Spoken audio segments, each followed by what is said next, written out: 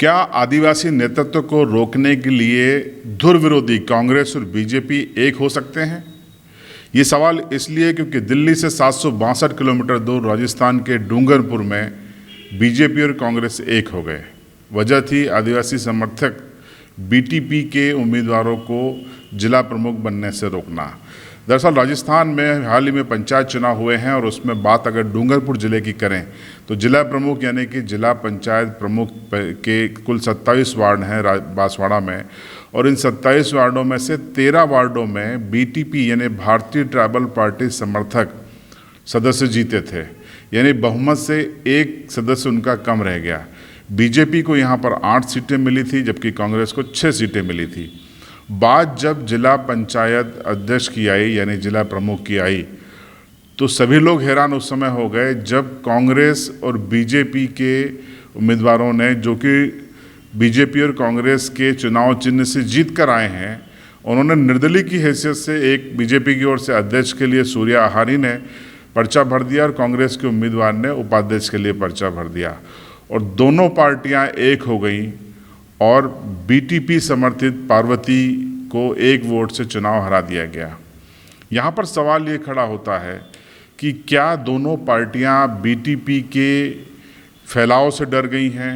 क्या जिस तरीके से आदिवासी नेतृत्व राजस्थान में उभर रहा है उससे दोनों पार्टियाँ डर गई हैं, सतर्क हो गई हैं? उनको लगता है कि अगर स्थानीय निकायों के कुछ बड़े पद उनको मिल जाएंगे तो वो अपनी पैठ बना लेंगे, ऐसे में उनका क्या होगा?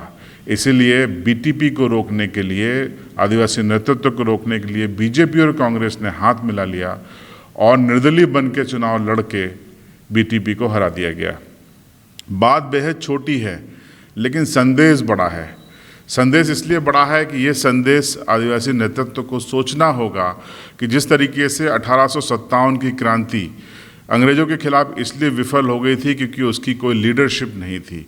जिस स्टेट का अपना मन होता था उस तरीके से व्यवहार करता था। नतीजा अंग्रेज एक थे, रणनीतिक पूर्वक लड़े और उन्होंने उस क्रांति को विफल कर दिया।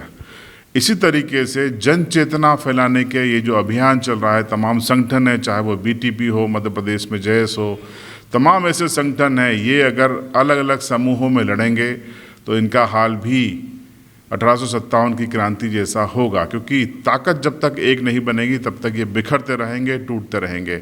और राष्ट्रीय पार्टियां कभी नहीं चाहेंगी कि कोई भी ऐसा दबाव समूह बन के उभर कर सामने आए जो उन पर उनके हाथों से सत्ता का नियंत्रण छीन सके या उनको इतना दबाव में ला सके कि उनकी जो नीतिगत फैसले हैं उनको वो प्रभावित कर सके।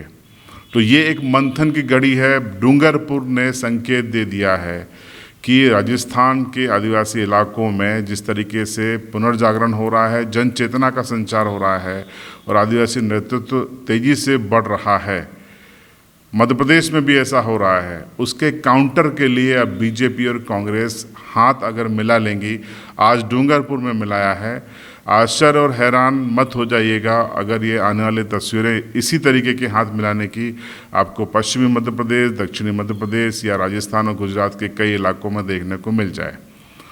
तो आप क्या सोचते हैं इस पूरे मसले पे कमेंट बॉक्स में ज़रूर बताएं। चैनल को आपने अभी तक सब्सक्राइब नहीं किया है तो सब्सक्राइब ज़रूर करें और बेल आइकन दबा दें ताकि हमारे वीडियो के नोटिफिकेशन आपको सबसे पहले मिल सकें।